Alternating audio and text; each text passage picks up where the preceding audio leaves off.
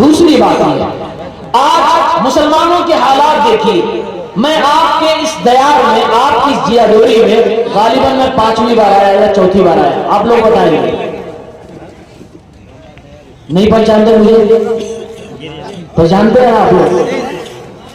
اناؤنسرنگ نہیں کی گئی اس کا مطلب یہ نہیں ہے کہ آپ مجھے نہیں پہچانتے. اس لیے نہیں کی گئی کیونکہ آپ مجھے آلریڈی جانتے ہیں اور پہچانتے ہیں. آپ اچھی طرح سے جانتے ہیں. کئی سال سے آپ کے اس علاقے میں اس گاؤں میں آ رہا ہوں. اس گاؤں کو میں اپنا وطن مانتا ہوں، اپنا گھر مانتا ہوں. اسی لیے میں عام انسانوں کی طرح، عام لوگوں کی طرح آپ میں مل جل کر رہتا ہوں اور شاید اس علاقے کو میں سمجھتا ہوں. آپ یہ بتاؤ آپ کے گاؤں میں، آپ کے آس پاس میں لوگوں میں دشمنیاں ہیں کہ نہیں ہیں؟ دشمنی ہے کہ نہیں ہے بھائی؟ سب میٹھا میٹھا ہے؟ نہیں. بہت سارے چہرے دیکھنے کو نہیں مل رہے ہیں، مطلب دشمنی ہے. دین کا کام ہے پھر بھی نہیں آئے، نہیں گئے، سپورٹ نہیں، مطلب دشمنی ہے. دشمنی کا لیول بہت آگے جا چکا ہے. اس دشمنی کی خلیج کو مٹانے کے لیے، اسے ڈھانپنے کے لیے، ختم کرنے کے لیے ہمیں اور آپ کو کیا کرنا چاہیے؟ سب سے پہلے جانے کہ دشمنی ہوتی کیوں ہوتی ہے. لین دین میں کیوں ہوتی ہے دشمنی؟ بہت ساری وجوہات ہوتی ہیں، لیکن دشمنی کی ایک اہم وجہ میں آپ کو بتا کے جا رہا ہوں. دشمنی بہت ساری اس لیے ہوتی ہے کیونکہ بیچ میں کوئی لگانے پھنسانے والا آ جاتا ہے. یہ ریزن سمجھ آیا آپ کو؟ دشمنی، بہت ساری دشمنیاں، عداوتیں اس لیے ہو رہی ہیں کیونکہ بیچ میں کوئی آگ لگانے والا آ چکا ہے، کوئی جلتے میں پٹرول ڈالنے والا آ چکا ہے، کوئی سازش کرنے والا آ چکا ہے، جس کی وجہ سے دشمنی بہت آگے تک پہنچ جاتی ہے. آج میں انہی سازشی لوگوں کے تعلق سے آپ کے سامنے بات کرنا چاہتا ہوں. آئیے سب سے پہلے سیرت کے جھروکوں سے ایک واقعہ آپ کو سناتا ہوں. اللہ کے نبی صلی اللہ علیہ وسلم نے بڑی محنت سے عرب کے لوگوں کو آپس میں بھائی بھائی بنایا تھا.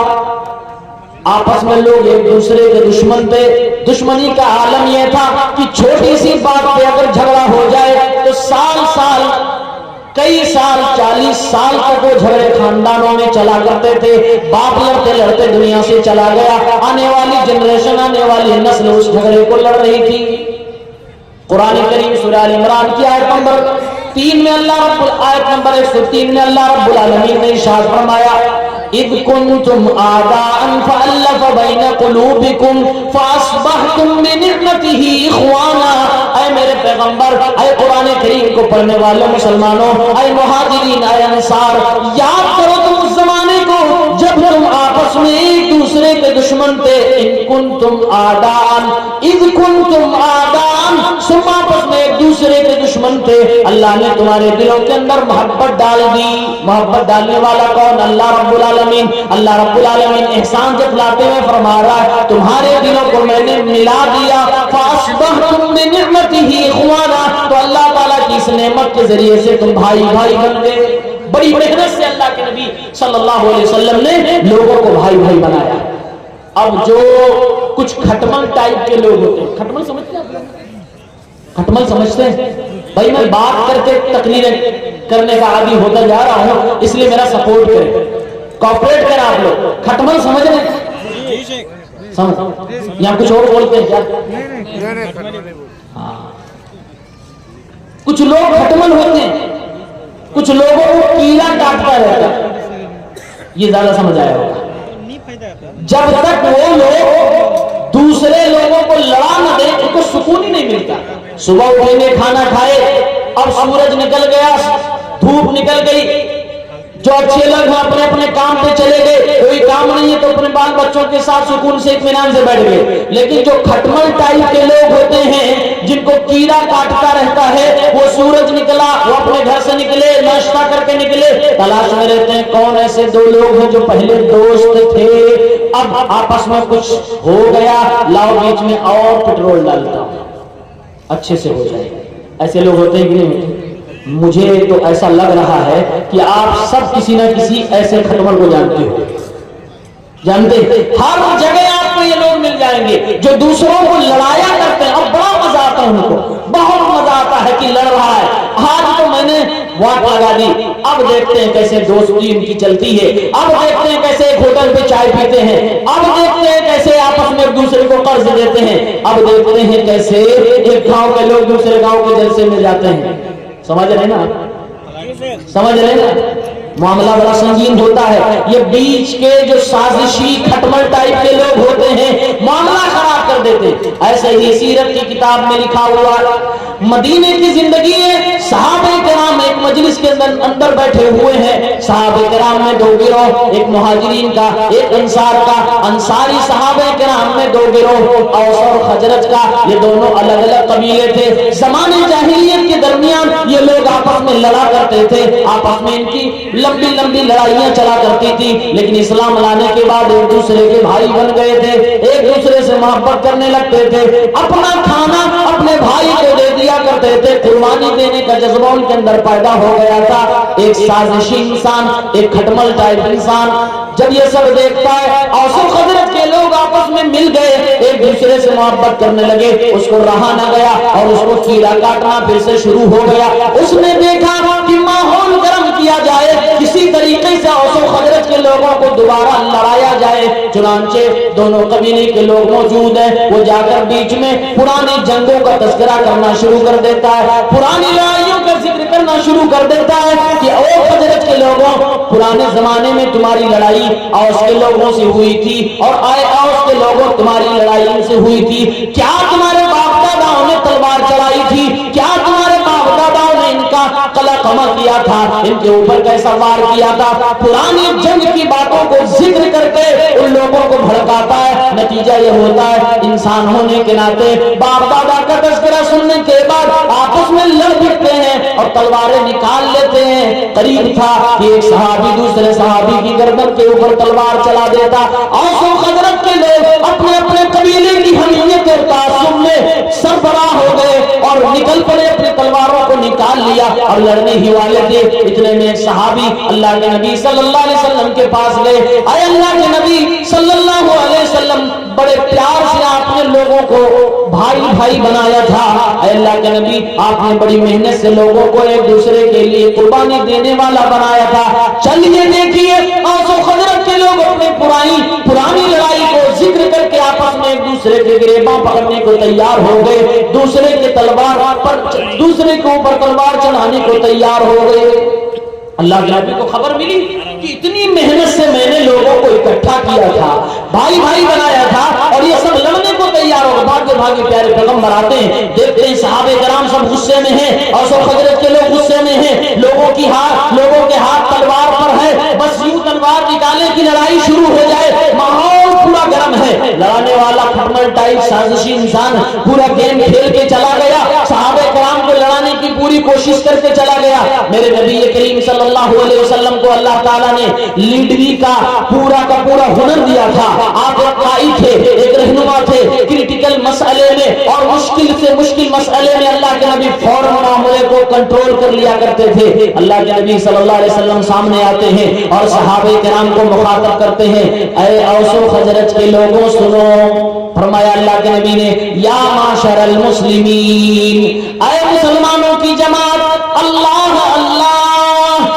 को याद करो, जिस अल्लाह का कलमा पढ़ के तुम लोग आपस में एक दूसरे के भाई बन गए हो। आज उसी अल्लाह को याद करो। आज तुम्हारे हाथ तलवारों के ऊपर फिर से चले गए, अपने हाथ को अपने तलवारों से वापस खींचो।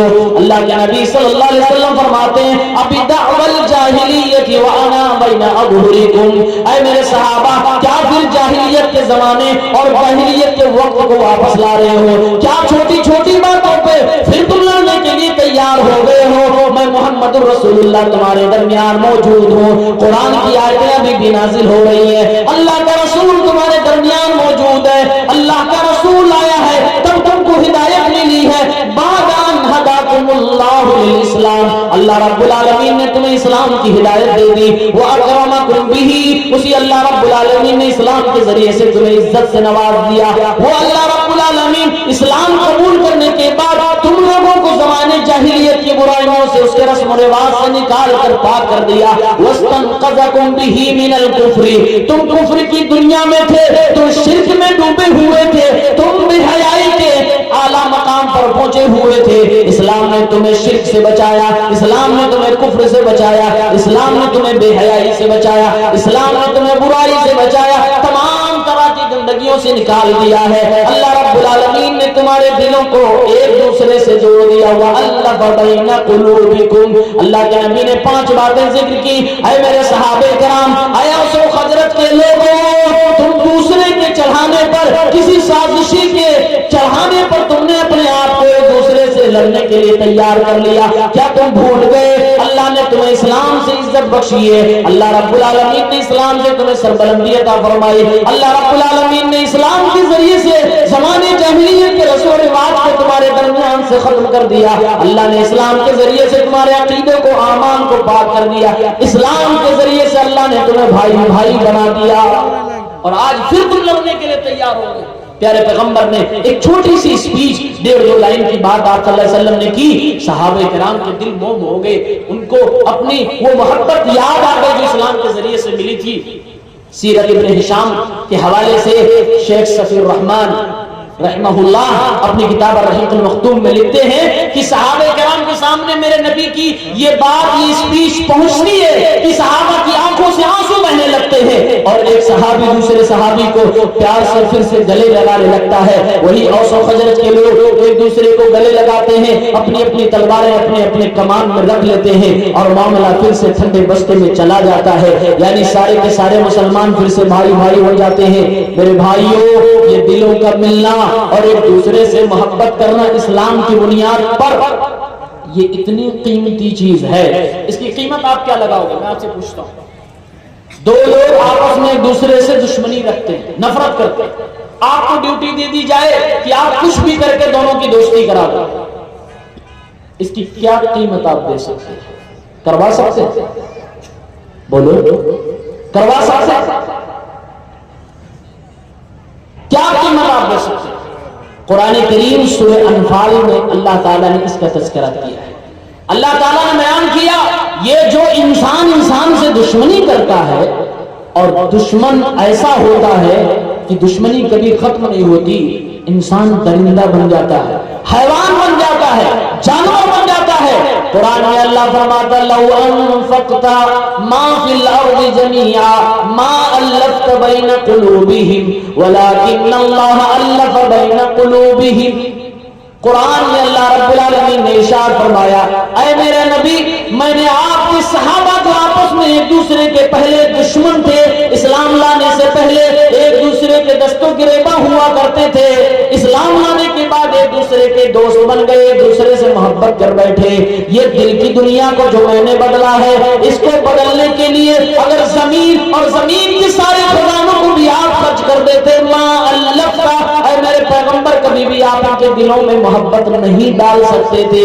یہ اللہ رب العالمین نے کیا ہے کہ لوگوں کے دلوں میں محبت ڈالی اور ایک دوسرے کا بھائی بنا دیا ہے۔ قرآن نے یہ تعلیم دی۔ قیمت کیا قرآن نے بتائی؟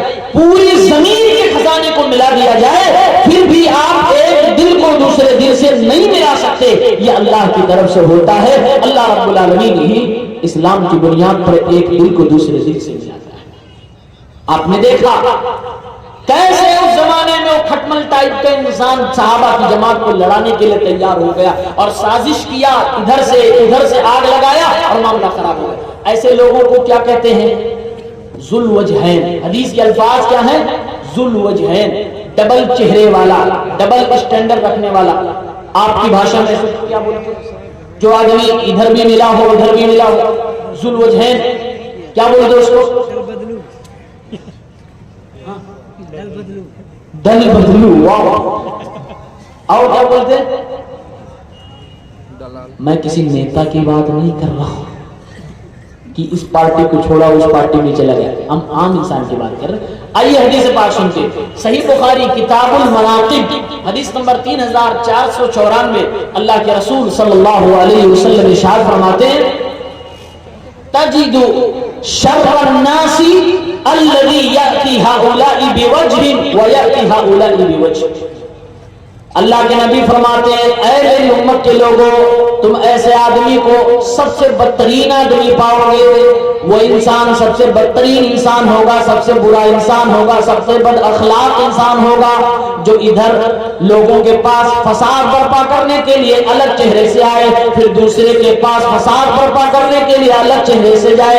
है कोई इंसान एक ही, लेकिन नीयत उसकी गड़बड़ है। वो दो लोगों को लड़ाना चाहता है, दो गांव के लोगों को लड़ाना चाहता है, दो कौम के लोगों को लड़ाना चाहता है, दो दोस्तों में दुश्मनी कराना चाहता है। अल्लाह के नबी फरमाते हैं इधर जाता है तो उधर की बात बतला रहा है, इधर जाएगा तो उधर की बात बतलाएगा। तजिदुआ शर्रन नासी, ये लोगों में सबसे बदतरीन इंसान है। और ऐसे के बारे में मेरे नबी ने एक दूसरी हदीस के अंदर इरशाद फरमाया, सुनन अबू दाऊद किताबुल अदब की रिवायत है, 4873 नंबर की रिवायत है। अल्लाह के नबी सल्लल्लाहु अलैहि वसल्लम फरमाते हैं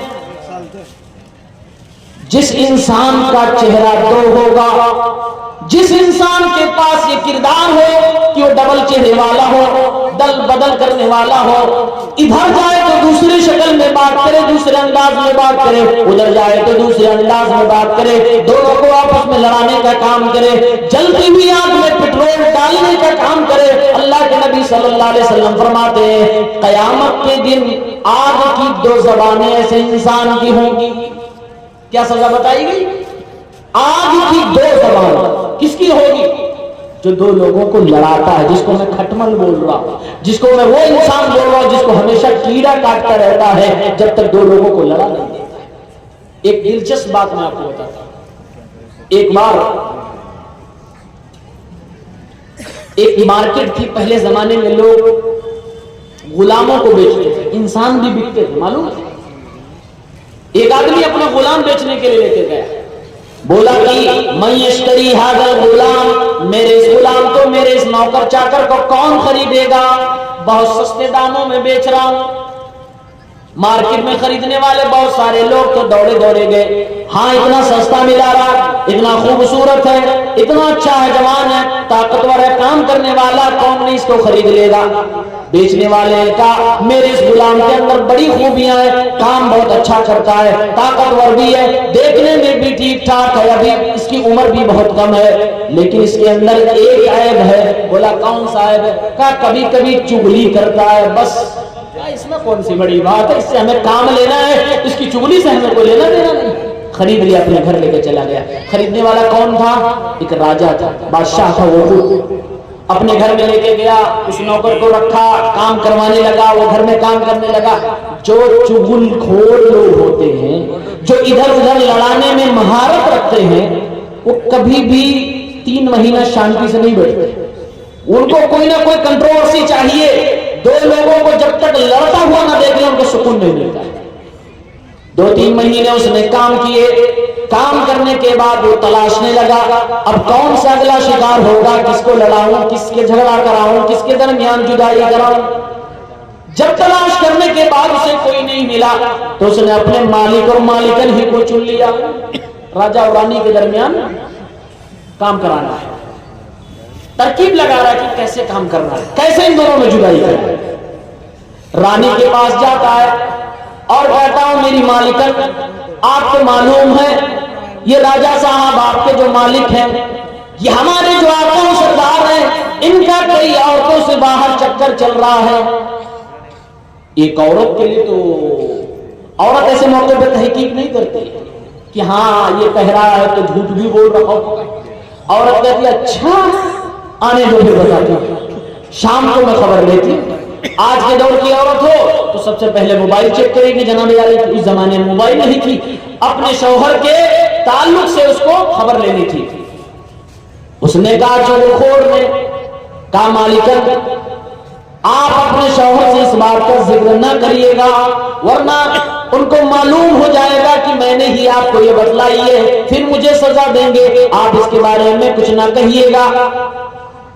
इधर मालिकन को समझा दिया। उसके बाद जाके दूसरे दिन मालिक से कहता है ओ मेरे मालिक, आपकी बीवी मेरी मालिकन का ताल्लुक किसी गैर मर्द से हो गया है, वो आपके साथ कभी ना कभी गद्दारी जरूर करेगी, आपके साथ बेवफाई करेगी, किसी ना किसी दिन आपको जान से मारने की कोशिश करेगी। वो भी कहता है ऐसा कैसे हो सकता, मेरी बीवी मुझे बहुत चाहती है, मेरे ऊपर हमला कैसे कर सकती है। कहा अगर आपको यकीन नहीं आता तो कुछ दिनों में देख लीजिएगा। उसने कहा आज मैं अपनी बीवी से ये बात जिक्र करूंगा। कहा मां بالکل کہنا نہیں، ذکر نہ کرنا. اگر آپ کہہ دو گے تو سارا پلان خراب ہو جائے گا، آپ کی بیوی کو معلوم ہو جائے گا، آپ سے پردہ فاش ہو جائے گا، آپ کامیاب نہیں ہوگے، آپ کو معلوم نہ چلے گا، جھوٹ بول دے گی. آپ اپنی بیوی کو پکڑ دیں گے، دونوں طرف سے لگا دیا، معاملہ پھنس گیا، اور دونوں کو کہہ دیا کہنا نہیں. ایسے لوگ ہوتے ہیں کہ ایسے لوگ ہیں بھائی، اپنے لوگوں کے درمیان رہتے ہیں. دونوں سے لڑا دیا، اب دونوں ایک دوسرے کو شک کی نگاہ سے دیکھ رہے ہیں. شوہر اپنے بیوی پہ نظر رکھ رہا کہ کس دن یہ میرے اوپر حملہ کرے گی. بیوی اپنے شوہر کے اوپر نظر رکھ رہی ہے کہ اس کا دوسرے مردوں کے تعلق کہاں، دوسرے عورتوں سے اس کے کہاں کہاں تعلقات. کچھ دن اور گزرتے ہیں، پھر جا کر مالکن سے کہتا ہے او مالکن، جو میں نے بات کہی تھی وہ بات صحیح ہے کہ غلط ہے؟ وہ کہنے لگی ہمیں تو کوئی نشانی نہیں دکھ رہی ہے، بہت دنوں سے میں نظر رکھے ہوئے ہوں لیکن مجھے ایسا کوئی ثبوت نہیں ملا جس میں تمہاری بات کی سچائی کا پتہ لگے. کہا میری مالکن آپ کو یقین نہیں آ رہا ہے، میری ایک بات مان لیجئے، اگر آپ چاہتی ہیں کہ آپ کا شوہر صرف آپ کا رہے، کسی اور عورت کی طرف نہ جائے، تو اپنے شوہر کے داڑھی کے کچھ بال کو کاٹ لیجئے اور کاٹ کر مجھے دیجئے، پھر میں بتاؤں گا علاج. طریقہ دیکھ لیں.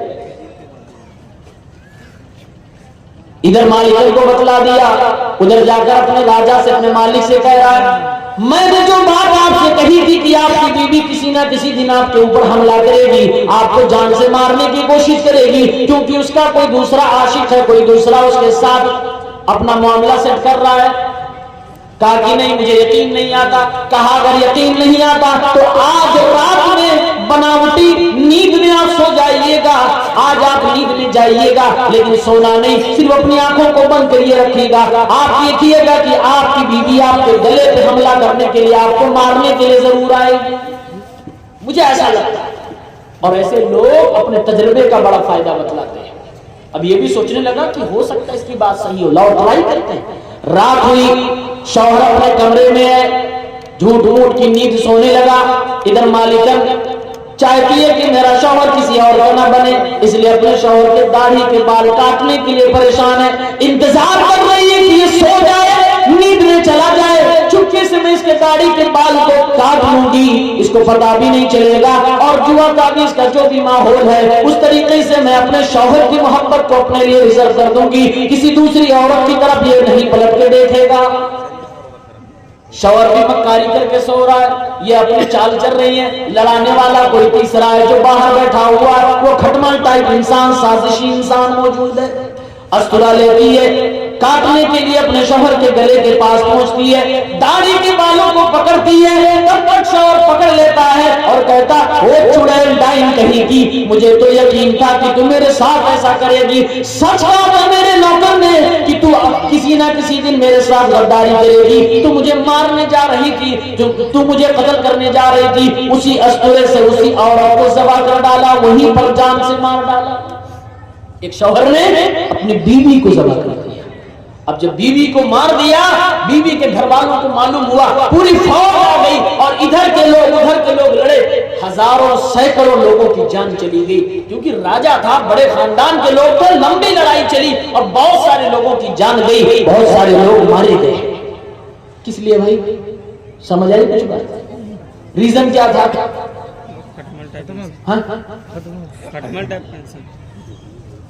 بیچ میں وہ انسان جس نے آگ لگائی، وہ جو مارکیٹ سے خرید کے لایا تھا نا کہ بہت کامل ہے، بس کبھی کبھی چغلی کر لیتا. یہ کبھی کبھی چغلی نے پورا گھر برباد کر دیا، پورے شاہی خاندان کو برباد کر دیا، میاں بیوی میں جدائی کرا دی. اور آج کس دور میں یہ کام کچھ ہماری مائیں بہنیں بھی کرتی ہیں اور کچھ مرد بھی کرتے ہیں. میاں بیوی کے درمیان لڑائی کروانے میں کچھ لوگ ماہر ہوتے ہیں. آئیے حدیث پاک سنیں. سنن ابو داؤد کتاب النکاح 2175. اللہ کے رسول صلی اللہ علیہ وسلم نے ارشاد فرمایا لیس منا من خبب امرأة على زوجها او عبدا على سیدہ. اللہ کے نبی فرماتے ہیں صلی اللہ علیہ وسلم، وہ انسان مسلمان نہیں ہے جو کسی کی بیوی کو اس کے شوہر کے خلاف بھڑکائے. وہ انسان مسلمان نہیں، مسلمانوں کے طریقے پہ نہیں ہے جو کسی مالکن کو اس کے نوکر کے خلاف بھڑکائے یا کسی نوکر کو اس کے مالک کے خلاف بھڑکائے، دونوں کے درمیان جو جدائی کروانے کی کوشش کرے، لیس منا، وہ مسلمانوں کے طریقے پہ نہیں ہے، وہ ایمان والوں کے طریقے پہ نہیں ہے۔ کتنی سخت وعید آئی ہے، اللہ کے نبی صلی اللہ علیہ وسلم نے منع فرمایا۔ اور آج ہمارے گاؤں قبیلے کا حال دیکھ لیجئے، دو لوگ اگر ایک دوسرے کے ساتھ اچھے سے رہ رہے ہیں، تیسرے کو برداشت نہیں ہو رہا، جدائی کروانے کی کوشش کر رہا ہے۔ میاں بیوی ایک دوسرے کے ساتھ خوشی خوشی رہ رہے ہیں، گھر کے لوگ بھی جدائی کروانے کی کوشش میں لگے رہتے ہیں، گھر کے لوگ بھی میاں بیوی کے درمیان جدائی کروانا چاہتے ہیں، بھائی بھائی کے درمیان جدائی کروانا چاہتے ہیں، اور اس کے لیے لوگ پوری کوشش کرتے ہیں، پوری ایڑی سے چوٹی لگا دیتے ہیں کہ کسی بھی طریقے سے ان کے درمیان دشمنی ہو جانی چاہیے، حالات خراب ہو جانے چاہیے، دونوں کا الگ ہو جانا چاہیے۔ ایسا ہو رہا ہے۔ ایک اور حدیث بتائیں، یہ کام کس کا ہے؟ یہ جو چگل خور نے راجہ اور رانی کو الگ کروایا، مرڈر کروا دیا، یہ کام کس کا ہے؟ انسان کا؟ کس کا ہے؟ شیطان کا۔ الحمدللہ، آپ کا جواب بالکل صحیح۔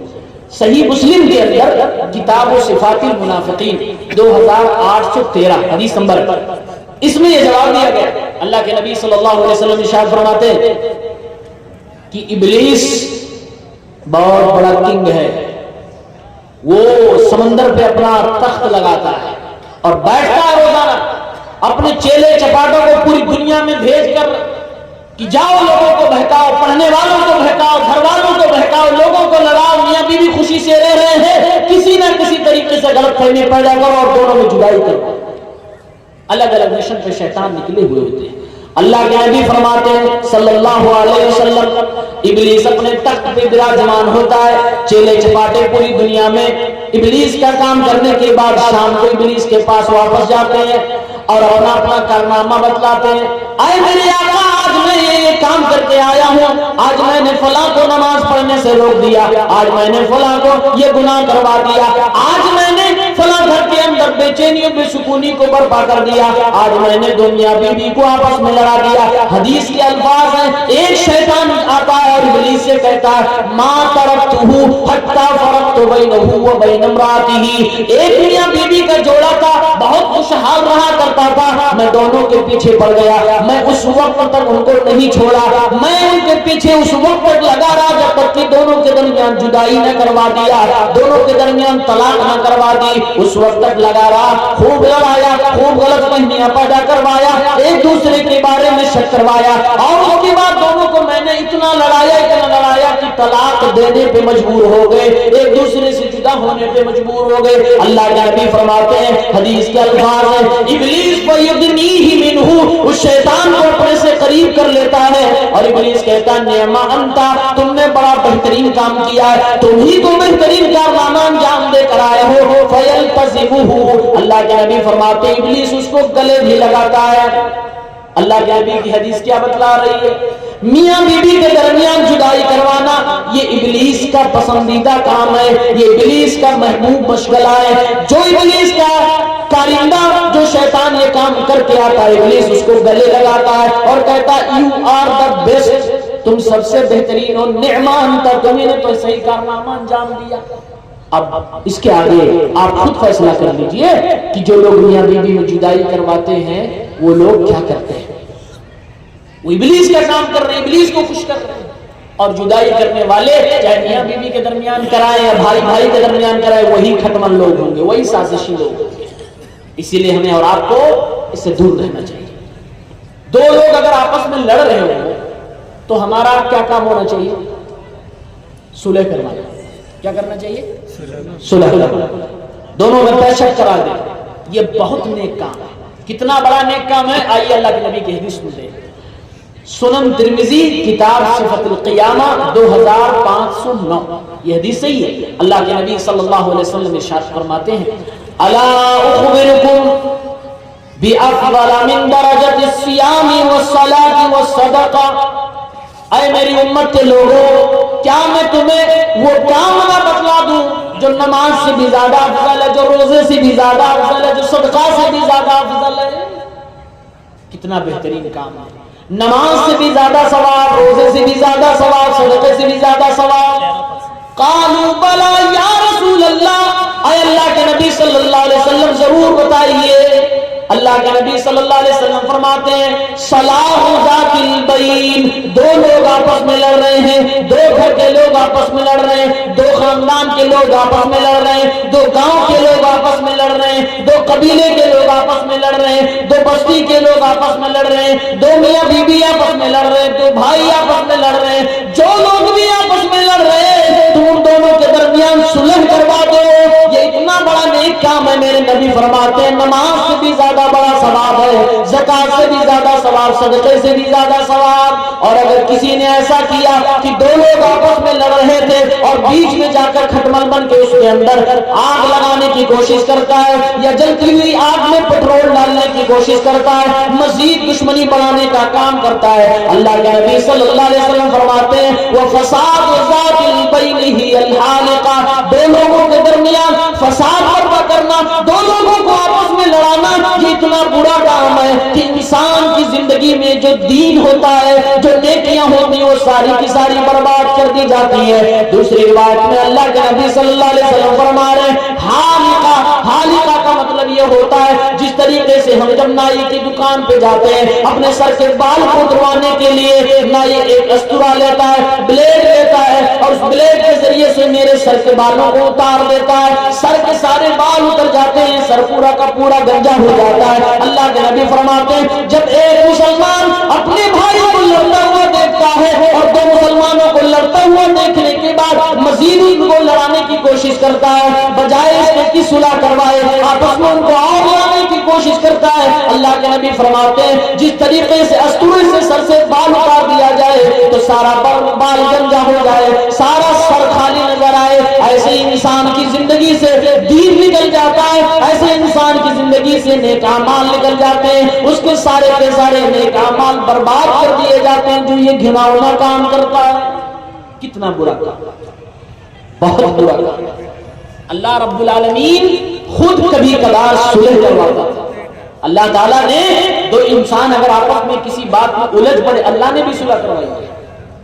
دلیل صحیح بخاری کتاب الایمان والنذور 6669، ابو بکر صدیق رضی اللہ تعالیٰ عنہ کو آپ سب جانتے ہیں، جانتے ہیں؟ جانتے ہیں؟ موٹی موٹی باتوں پہ بولا کریے ورنہ ایسا لگے گا کہ روزانہ 20 عالم کو سننے والی قوم اتنی جاہل کیسے ہو جائے گی۔ ابو بکر صدیق رضی اللہ عنہ کا نام نہ جانے، حضرت ابو بکر صدیق رضی اللہ تعالیٰ عنہ تمام نبیوں کے بعد سب سے افضل انسان، ان کی بیٹی حضرت عائشہ رضی اللہ تعالیٰ عنہ اللہ کے نبی کی بیوی ہیں۔ حضرت عائشہ رضی اللہ تعالیٰ عنہ پر الزام لگایا گیا زنا کا، بدکاری کا الزام لگایا گیا، لگایا کس نے؟ منافقین نے لگایا، رئیس المنافقین نے لگایا۔ ایک افواہ پھیلا دی گئی اللہ کے نبی کی بیوی حضرت ابو بکر کی بیٹی کا کردار صحیح نہیں، وہ لوگوں مدینے کی گلیوں میں لوگ باتیں کرنے لگے، حضرت عائشہ کے کردار پر گفتگو ہونے لگی۔ اس افواہ کے شکار کچھ صحابہ کرام بھی بن گئے، جس میں سے ایک حضرت ابو بکر کے رشتہ دار حضرت مصطح بن اساسہ رضی اللہ تعالیٰ عنہ بھی تھے۔ یہ اللہ کے نبی کے پیارے صحابی ہیں، مہاجر ہیں، لیکن حضرت ابو بکر صدیق رضی اللہ تعالیٰ عنہ کی بیٹی اما عائشہ رضی اللہ تعالیٰ عنہ کے کردار پر جو افواہ پھیلی تھی، اس افواہ کے بارے میں یہ بھی شک میں آ گئے تھے اور یہ بھی اس میں کہیں نہ کہیں ہاں میں ہاں ملانے لگے تھے۔ حضرت ابو بکر صدیق کو جب معلوم ہوا میری بیٹی صدیقہ عائشہ رضی اللہ تعالیٰ عنہ پر جو گھناؤنا الزام لگایا گیا، یہ میرا رشتہ دار مصطح بن اساسہ بھی اس میں شامل ہے، یہ بھی اس کو سچ ماننے لگا ہے۔ حضرت ابو بکر صدیق رضی اللہ تعالیٰ عنہ حضرت مصطح کو غریب ہونے کی وجہ سے ماہانہ خرچ دیا کرتے تھے، اناج دیا کرتے تھے، دلے دیا کرتے تھے، ان کو خرچے کے لیے مال و دولت دیا کرتے تھے۔ جب معلوم ہوتا ہے حضرت ابو بکر صدیق قسم کھانے لگتے ہیں، اللہ رب العالمین کی قسم ہے میں آج کے بعد سے اپنی بیٹی کے اوپر الزام لگانے والے، اپنی بیٹی کے اوپر الزام لگانے والوں کا ساتھ دینے والے والے مصطح کو ایک توڑی بھی نہ دوں گا، کچھ بھی اس کے اوپر خرچ نہ کروں گا، میں اللہ کی قسم کھاتا ہوں۔ ایک صحابی ابو بکر صدیق، ایک صحابی حضرت مصطح، دونوں میں پھنس گیا۔ قسم کھا لی ابو بکر صدیق نے کہ اب نہیں دوں گا کچھ۔ قرآن کریم سورہ نور کی آیت نمبر 22 نازل ہو گئی۔ اللہ تعالیٰ صلح کروا رہا ہے۔ کیسے صلح کروا رہا ہے؟ قرآن میں اللہ نے فرمایا وَلَا يَأْتَلِ أُولُو الْفَضْلِ مِنْكُمْ وَالسَّعَةِ، جو لوگ تم میں سے فضل والے ہیں، انعام والے ہیں، مال والے ہیں، دولت والے ہیں، جن کا دل بھی بڑا، جن کو اللہ نے بہت کچھ عطا فرمایا ہے، ایسے لوگوں کو قسم نہیں کھانا چاہیے کہ وہ مہاجرین کے اوپر خرچ نہیں کریں گے، مسکینوں پہ خرچ نہیں کریں گے، رشتہ داروں پہ خرچ نہیں کریں گے۔ ایسے نیک انسانوں کو، ابو بکر جیسے انسان کو تو قسم نہیں کھانی چاہیے۔ یہ قرآن کی آیت ہے۔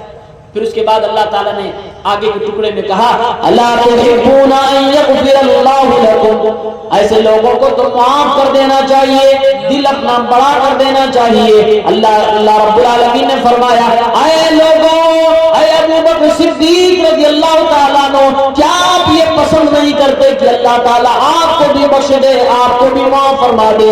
حدیثی الفاظ ہیں، حضرت ابو بکر صدیق نے فرمایا اے اللہ رب العالمین، کیوں نہیں، میں بھی چاہتا ہوں کہ میری بخشش ہو جائے، میں بھی چاہتا ہوں کہ میری معافی ہو جائے۔ چنانچہ اللہ رب العالمین نے قرآن کی آیت نازل کر کے حضرت مصطح اور حضرت ابو بکر صدیق کے جھگڑے کو ختم کر دیا۔ فوراً وہی ابو بکر کہنے لگے اللہ کی قسم ہے، آج کے بعد سے حضرت مصطح کو میں ہمیشہ دیا کروں گا، ہمیشہ ان کے اوپر خرچ کیا کروں گا، ایک بھی کوڑی ان سے نہیں روکوں گا پوری زندگی، جب تک ابو بکر صدیق زندہ ہے مصطح کو دیتے رہیں گے، کبھی بھی نہیں روکیں گے۔ کس نے پیچ کرایا؟ کس نے اس دشمنی کو ختم کروایا؟ اللہ رب العالمین نے قرآن کی آیت اتار دی۔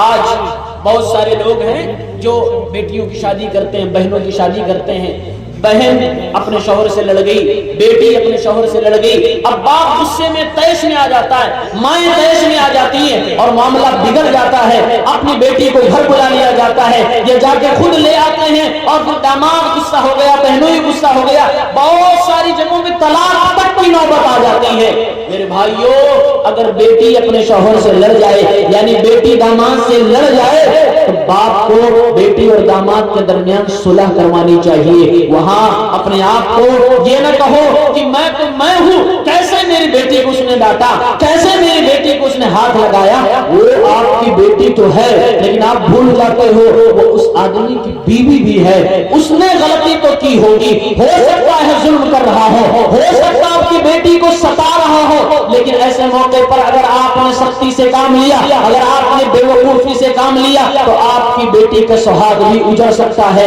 ایسے موقع پر ایک باپ کو اپنی بیٹی اور داماد کے درمیان صلح کروانی چاہیے، ایک بھائی کو اپنی بہن اور اپنے بہنوئی کے درمیان صلح کروانی چاہیے۔ یہ مثال بھی میرے نبی کی زندگی سے ملتی ہے۔ صحیح بخاری میں کتاب الصلاۃ حدیث نمبر 441، اللہ کے نبی صلی اللہ علیہ وسلم ایک دن حضرت فاطمہ رضی اللہ تعالی عنہا کے گھر پہ گئے، دوپہر کا وقت ہے، دوپہر کا وقت ہے، مدینے کی دھوپ ہے، مدینے میں ٹھنڈی بھی بہت سخت ہوتی ہے اور گرمی بھی بڑی سخت ہوتی ہے۔ آپ کو یقین نہ آئے، آپ ہی کا ایک بہترین سپوت، ایک عالم اور فاضل، بہت ہی محنتی طالب علم، ہمارے دوست برادران دلدار بھائی المدنی، ان سے پوچھ لیجئے، وہ مدینے میں 4 سال زندگی گزار کے آئے ہیں۔ میرے بھائیوں، وہاں کی گرمی بھی بڑی سخت ہے، وہاں کی ٹھنڈی بھی بڑی سخت ہے، دوپہر کا وقت ہے، گرمی کا وقت ہے۔ اللہ کے نبی حضرت فاطمہ رضی اللہ تعالی عنہا کے کمرے میں جاتے ہیں، اپنی بیٹی کے گھر پہ حال چال لینے کے لیے جاتے ہیں۔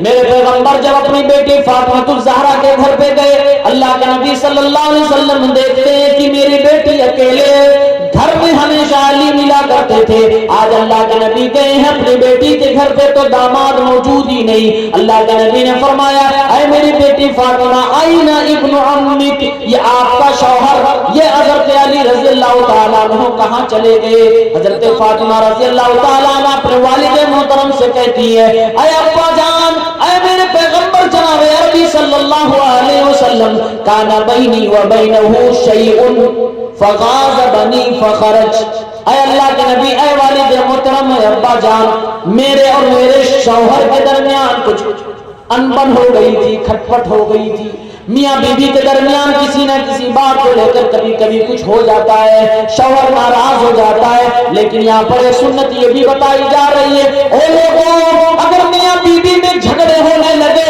کچھ انبن ہونے لگے تو گھر سے باہر نکل جایا کرو، بیوی بھی محفوظ ہو جائے گی، تم بھی محفوظ ہو جاؤ گے۔ حضرت علی گھر سے باہر نکل گئے اور حضرت فاطمہ کے پاس سے نکل گئے۔ حضرت فاطمہ کہتی ہیں ابا جان، کان بینی و بینہ شیء فغاضبنی فخرج، میرے ان کے درمیان کچھ انبن ہو گئی، غصہ ہو گئے، ناراض ہو گئے اور مجھ سے جدا ہو گئے، گھر کو چھوڑ کے چلے گئے۔ ولم یقل عندی، دوپہر میں علی میرے پاس رہا کرتے تھے، حضرت علی دوپہر میں میرے ساتھ قیلولہ کیا کرتے تھے۔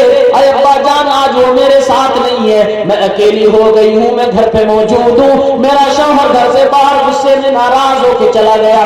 اللہ کے نبی گھر سے باہر نکلے، باپ کو باپ ہوتا ہے، بیٹی کو پریشان حال میں نہیں دیکھ سکتا ہے۔ میرے بھائیوں، اللہ کے نبی اپنی بیٹی کے گھر سے باہر نکلتے ہیں اور ایک صحابی سے کہتے ہیں، دیکھو میرا داماد علی کہاں پر موجود ہے، میں محمد الرسول اللہ اپنے داماد علی کو تلاش کر رہا ہوں۔ علی کی تلاش میں اللہ کے نبی نے ایک صحابی کو بھیجا، تلاش کرتے کرتے مسجد نبوی میں پہنچے، دیکھا حضرت علی رضی اللہ تعالیٰ عنہ مسجد نبوی کی صحن میں مٹی کے اوپر لیٹے ہوئے اور ان کے کندھے سے چادر ہٹی ہوئی ہے، کندھے پہ مٹی کے آثار بھی دکھ رہے ہیں، مٹی ان کے کندھے پہ ان کے بدن کے اوپر لگ رہی ہے۔ صحابی نے آ کر بتایا، اے اللہ کے نبی، ہوا فی المسجد راقد، اے اللہ کے نبی آپ کے داماد حضرت علی مسجد کے اندر لیٹے ہوئے ہیں۔ اللہ کے نبی صلی اللہ علیہ وسلم خود مسجد میں گئے، بیٹی کا گھر اجڑنے نہیں دیتا باپ کبھی بھی بیٹی کو پریشانی کی حالت میں نہیں دیکھ سکتا،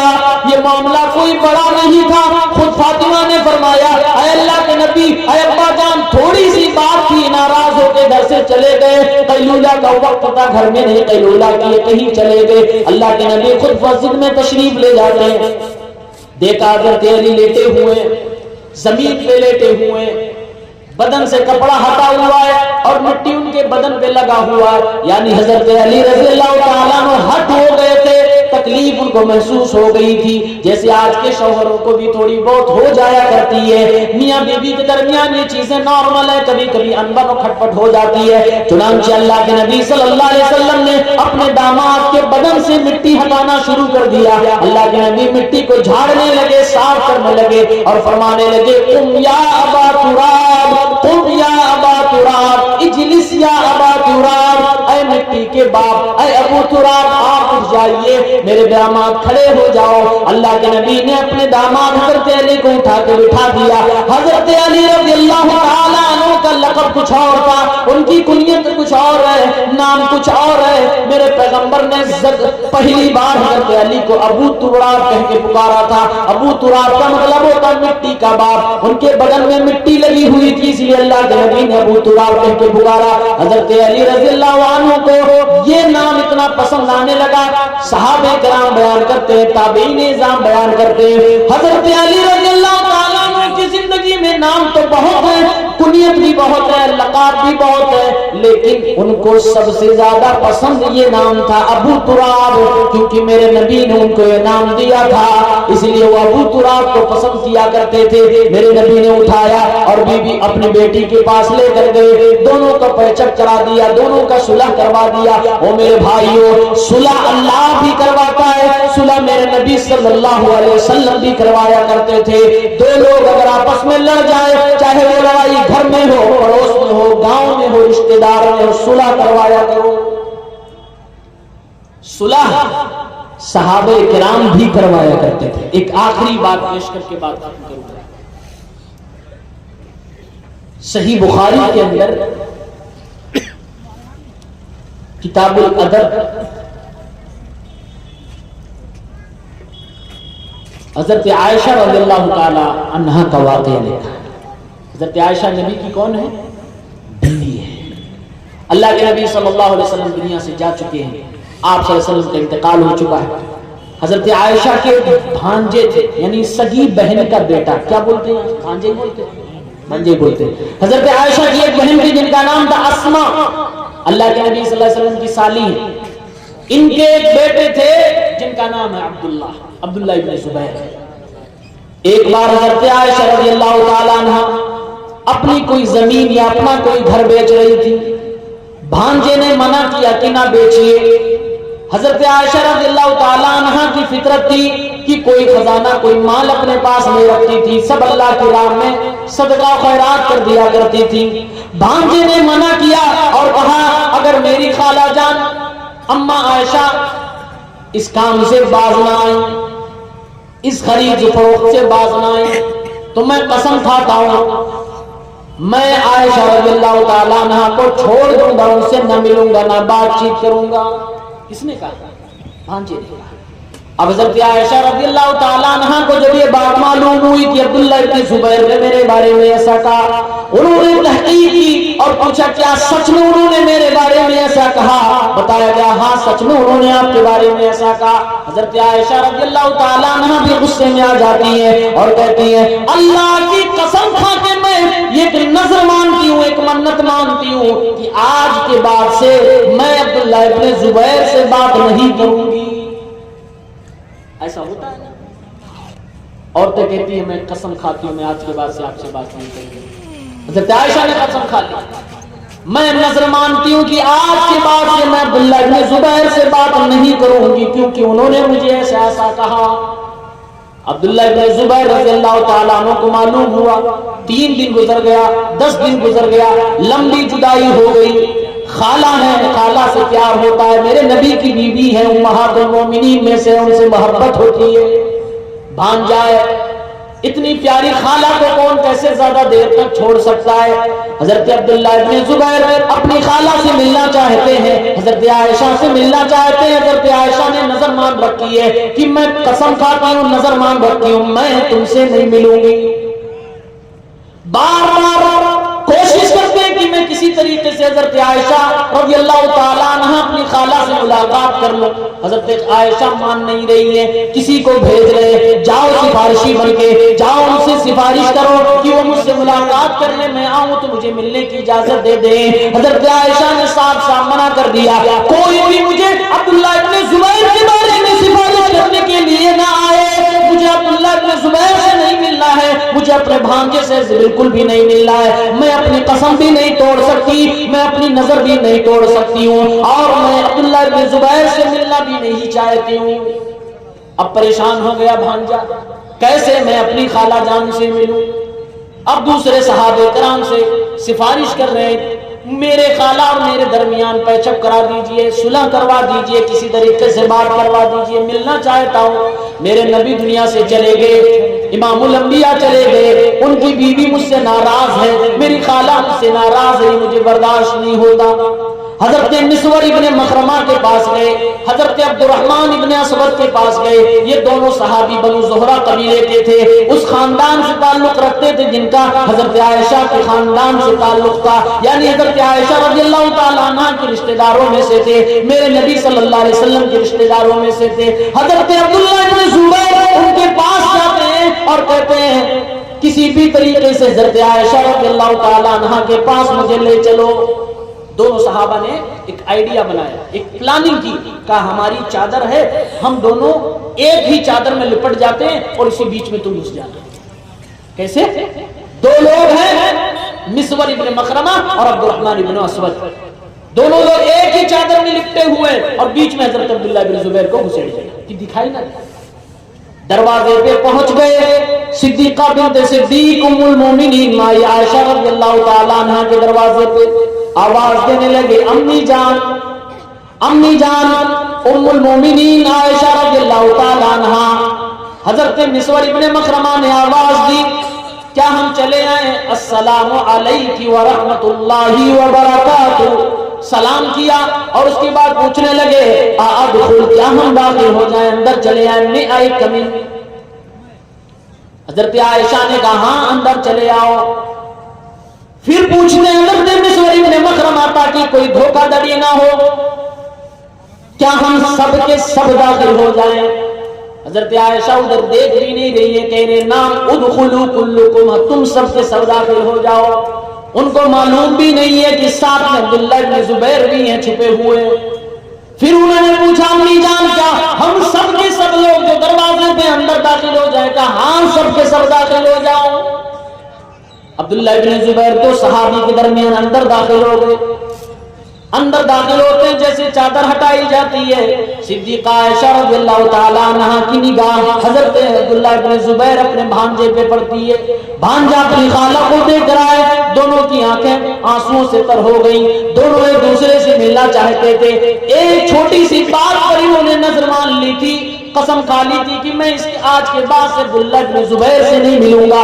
دونوں صحابہ صلح کروانے کے لیے آئے، کہنے لگے او امی جان، او اماں عائشہ، آپ تو میرے پیغمبر کی بیوی ہیں، آپ تو سارے مومنوں سارے مسلمانوں کی ماں ہے، آپ کو اللہ کے نبی صلی اللہ علیہ وسلم کی حدیث کے بارے میں کیا معلوم نہیں؟ میرے نبی نے فرمایا تھا لا یحل لمسلم ان یہجر اخاہ فوق ثلاث لیال، میرے نبی کا فرمان ہے کسی مسلمان کے لیے حلال اور جائز نہیں ہے کہ اپنے کسی مسلمان بھائی سے 3 دن سے زیادہ بات چیت بند کر دے، 3 دن سے زیادہ اس سے جدا رہے، الگ رہے، بات چیت نہیں روک سکتے۔ حضرت عائشہ کے سامنے میرے پیغمبر کی حدیث پیش کی جا رہی ہے، حضرت عائشہ رضی اللہ تعالیٰ عنہ نظر مان چکی ہیں، اب کیا کریں گی، کیسے پیچ اپ کریں، کیسے صلح کریں؟ عبداللہ بن زبیر رضی اللہ تعالیٰ عنہ نے 10 گردن ان کو آزاد کرنے کے لیے دی، کہا امی جان یہ اپنی نظر کا کفارہ ادا کر لیجئے، آپ یہ لے لیجئے اور اس کو اللہ کی راہ میں صدقہ کر دیجئے اور اپنی نظر توڑ دیجئے، اپنی قسم توڑ دیجئے، مجھ سے بات کیجئے۔ چنانچہ اس کے بعد حضرت عائشہ رضی اللہ تعالیٰ عنہ نے اپنے گھر کی اپنی ذاتی دولت کو یمن میں بھیج کر وہاں سے کچھ لوگوں کو منگوایا، کچھ گردنوں کو منگوایا اور کل ملا کر 40 گردنوں کو اللہ کی راہ میں آزاد کیا، تاکہ وہ قسم جو انہوں نے کھا رکھی تھی وہ پوری کرنے جائے۔ اس کو توڑ کر عبداللہ بن زبیر سے صلح کرنے بات کرنے لگے۔ اللہ کے نبی صلی اللہ علیہ وسلم کی حدیث سننے کے بعد دل نرم ہو گیا اور اپنی قسم کو انہوں نے توڑ دیا۔ عبداللہ بن زبیر رضی اللہ تعالیٰ عنہ اپنے بھتیجے سے بھانجے سے بات کرنے لگی۔ حدیثی الفاظ ہے، دونوں صحابہ نے حضرت عائشہ رضی اللہ تعالیٰ عنہ کو لگاتار صلح کرنے کے لیے سمجھاتے رہے، بات چیت کرتے رہے، آپ ہی کا بھانجا ہے، آپ کی بہن کا بیٹا ہے، آپ اس سے کیوں نہیں بات کرتی ہیں؟ اللہ کے نبی کی حدیث تو ایسی ایسی کہتی ہے۔ بخاری کے الفاظ ہیں، حضرت عائشہ رضی اللہ تعالیٰ عنہ پوری زندگی جب بھی اس واقعے کو ذکر کرتی تھی آنکھ سے اتنے آنسو بہتے تھے۔ حدیث کے الفاظ ہیں تبل دموعها ثمارها، حضرت عائشہ کی آنکھوں کے آنسوؤں سے ان کے دوپٹے بھیگ جایا کرتے تھے، دوپٹے بھیگ جایا کرتے تھے، اتنا رویا کرتی تھی کہ مجھ سے یہ کیا ہو گیا، میں نے کیسی کیسی قسم کھا لی۔ میرے بھائیوں، پہلے واقعے میں نے بتایا کہ اللہ رب العالمین نے قرآن کی آیت کو اتار کر 2 صحابہ کے درمیان صلح کروائی۔ دوسرے واقعے میں نے بتایا اللہ رب العالمین نے حضرت اللہ کے نبی صلی اللہ علیہ وسلم نے حضرت علی اور فاطمہ کے درمیان صلح کروائی۔ تیسرے واقعے میں یہ بھی صحیح بخاری کا واقعہ میں نے آپ کو بتایا، 2 صحابہ نے مل کے ایک خالہ اور بھتیجے اور بھانجے کے درمیان صلح کروائی۔ صلح کروانا بہت نیکی کا کام ہے۔ میرے نبی ارشاد فرماتے ہیں لوگوں، نماز سے بھی زیادہ بڑا ثواب، زکات سے زیادہ بڑا ثواب، روزے سے بڑا زیادہ ثواب 2 لوگوں میں صلح کروا دو۔ اور ایک بات تعجب کی بتاؤں، 2 لوگ اگر آپس میں لڑ رہے ہوں اور آپ صلح کروانے کے لیے وہاں جھوٹ بھی بول رہے تو کوئی گناہ نہیں ہے، کوئی گناہ نہیں ہے، بس حلال کو حلال رہنے دیجیے گا، حرام کو حرام رہنے دیجیے گا۔ صلح کروانے کے لیے اتنی بڑی چھوٹ دے دی گئی، آپ کو جھوٹ بولنے کی اجازت دے دی۔ ایک صاحب شادی ہو گئی، جوان لڑکے تھے بیچارے، تو کہنے لگے مولانا صاحب میری بیوی نے مجھ سے پوچھا میری پہلی رات میں کہ آپ کی پرانی زندگی کیسی تھی۔ سوال سمجھ رہے ہیں؟ جوان لوگ مسکرا رہے ہیں، مطلب کوئی ایکس وائی زیڈ سمجھ رہے ہیں آپ؟ پرانی کوئی آپ کی محبوبہ تھی؟ مولانا صاحب جھوٹ نہیں بولنا چاہ رہا تھا، میں ٹال دیا بات، لیکن مجھے لگ رہا کل پھر پوچھے گی، ایک رات تو بچ گیا، میں آپ سے پوچھ رہا ہوں میں جھوٹ بول دوں کہ نہیں تھی کوئی؟ یا بول دو کہ تھی، اگر بولتا ہوں تھی تو دوسرے دن میں ہی معاملہ خراب ہو جائے گا، لڑائی چالو۔ میں نے کہا بہتر تو مجھے یہی لگ رہا ہے کہ تم بول دو نہیں تھی، بولا نہیں تھی، بول دے تو معاملہ خراب ہو جائے گا۔ اس لیے میرے بھائیوں، ایسے موقع پر اپنی بیویوں کو اپنی پرانی یہ بلیک ہسٹری نہ بتایا جائے۔ اور اپنی ماں اور بہنوں بیٹیوں سے بھی کہنا چاہوں گا، اگر زندگی پرانی خراب رہی، شادی کے بعد اپنے شوہر کو کبھی نہ بتانا۔ یہ بہت چالو ہوتے ہیں مرد لوگ، بڑے اسٹائل سے پوچھیں گے، اپنا والا جھوٹ بتائیں گے تاکہ تم اگل دو، اور جیسے اگلو گی اسی دن سے تمہاری الٹی گنتی شروع۔ اس لیے کبھی نہ بتانا، دونوں کسی کو کبھی نہ بتانا اپنی پرانی خراب زندگی۔ غلطی ہو گئی، توبہ کر لیا، بات ختم ہو گئی، اللہ رب العالمین سے معافی مانگ لو۔ اور دوسرے لوگ، ٹولہ پڑوسی محلے کے لوگ یہ کام بہت جلدی بتاتے ہیں۔ اچھا معلوم ہے وہ آپ کا شوہر جس سے آپ کی شادی ہوئی؟ ہاں وہ فلانے لڑکے سے اس کا یہ تعلق، تو وہ اپنا فرض سمجھتی ہے کہ جب تک نہیں بتائیں گے اس بیچاری کو سکون نہیں ملے گا، اور بتا کے اس کو بے سکون کر دیتی ہے۔ اور ایسے ہی بہت سارے لوگ ہوتے ہیں، لڑکی کو بھی بتاتے ہیں، لڑکے کو بھی بتاتے ہیں، معاملہ خراب کر دیتے ہیں۔ بہرحال صلح کروانے کی کوشش کیجئے۔ قرآن کریم میں اللہ رب العالمین نے ایک حکم دیا ہے کہ جب بھی کوئی شخص آپ کو کوئی بات بتانے آئے کہ فلاں آپ کو یہ کہہ رہا ہے، تو آپ تحقیق کیا کریں، بغیر تحقیق کے اس پر ایکشن نہ لیا کریں۔